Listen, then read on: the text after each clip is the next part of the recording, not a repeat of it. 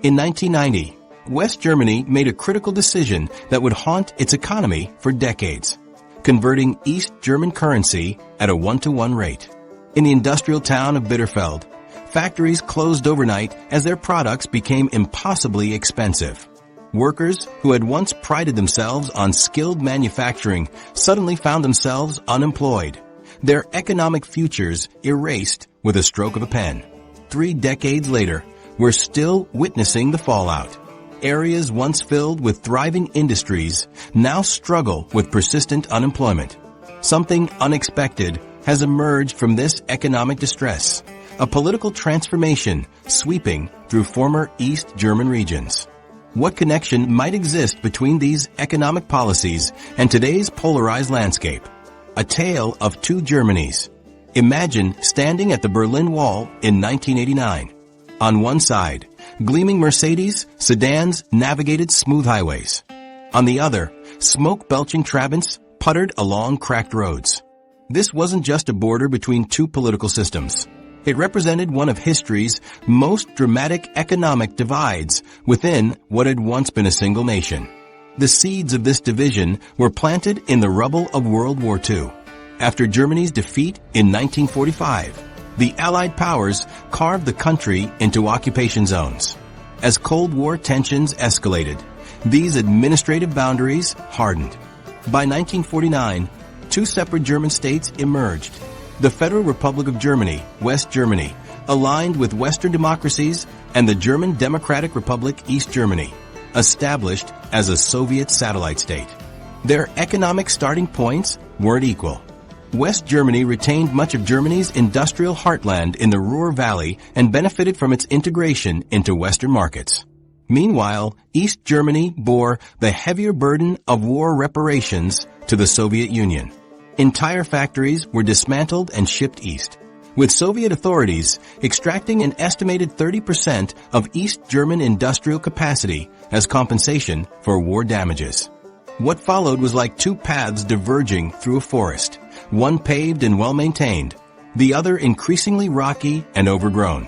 West Germany embraced the social market economy championed by Economic Minister Ludwig Erhard, combining free market principles with social welfare protections.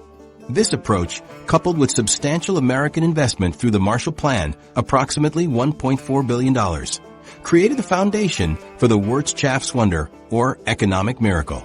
East Germany implemented a Soviet-style centrally planned economy.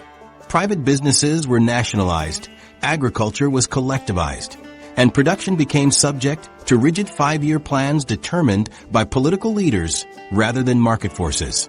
The state told us what to produce, how much, and for whom, recalled Karl, a former factory manager from Leipzig. Innovation wasn't rewarded. Meeting a quota was all that mattered.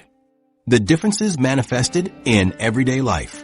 By the 1960s, West Germans enjoyed widespread prosperity with rising wages and expanding consumer choices. Volkswagen Beetles and later BMW and Mercedes vehicles became symbols of West German middle-class lifestyle. A West German worker could purchase a refrigerator with about 1 month's salary, a luxury many East Germans wouldn't obtain for another decade. In East Germany, consumer goods remained chronically scarce. The waiting list for a Trabant could stretch 10 years. We joked that by the time your car arrived, your children would be old enough to drive it, remembered Greta from Dresden. Despite its shortcomings, the Trabi became emblematic of East German aspiration and industrial limitations. The productivity gap widened relentlessly. By 1989, West German workers produced 3 times more output per hour than their Eastern counterparts.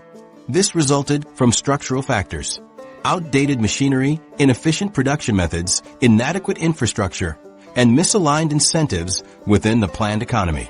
East German factories operated with obsolete equipment. While West German companies continuously invested in new technologies, Eastern enterprises struggled with chronic underinvestment. The average machine in East German industry was 26 years old by the late 1980s, compared to just 12 years in West Germany. The communist leadership's emphasis on heavy industry came at the expense of innovation and consumer goods. East Germany devoted resources to showcase projects while neglecting basic infrastructure maintenance. Housing deteriorated, utilities went unrepaired, and transportation networks crumbled. Environmental conditions diverged dramatically. While West Germany implemented environmental protections in the 1970s, East Germany ran heavily polluting industries with minimal safeguards. By 1989, the eastern state had some of Europe's most contaminated regions. In Bitterfeld, we knew which. Way the chemical plant was by the color of the sky, said Thomas, who grew up near the industrial zone. The economic indicators revealed the growing divide. By 1989, West Germany's GDP per capita reached approximately 23,000 Deutschmarks, while East Germany struggled to achieve 12,000 Ostmarks based on official statistics. Independent economists later revealed these Eastern figures were significantly inflated. West Germans were likely 3 to 4 times wealthier than their Eastern counterparts. This disparity shaped everyday experiences. West German supermarkets offered abundant choices with fully stocked shelves. East Germans faced chronic shortages of basic items.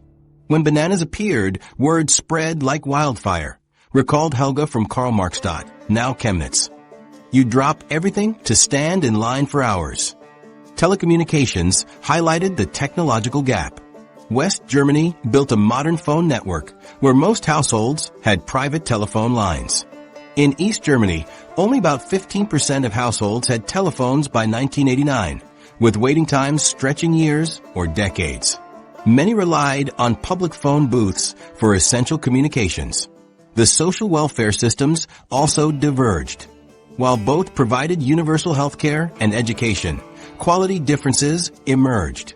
West German hospitals incorporated the latest technologies, while Eastern facilities often operated with outdated equipment. We became masters of improvisation, noted Dr. Mahler, who practiced medicine in Leipzig for 30 years.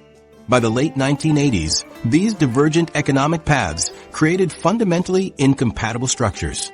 West Germany operated a sophisticated, globally competitive market economy integrated into Western European trade networks. East Germany maintained a rigid command economy largely isolated from market forces, increasingly uncompetitive except through artificial exchange rates and subsidies. When the Berlin Wall fell in November 1989, these economic realities presented an unprecedented challenge, like trying to rejoin 2 roads that had been built to entirely different specifications.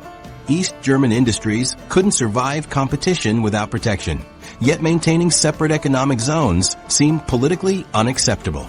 The productivity disparities, technology gaps, and environmental degradation represented a chasm that couldn't be bridged overnight, or even within years.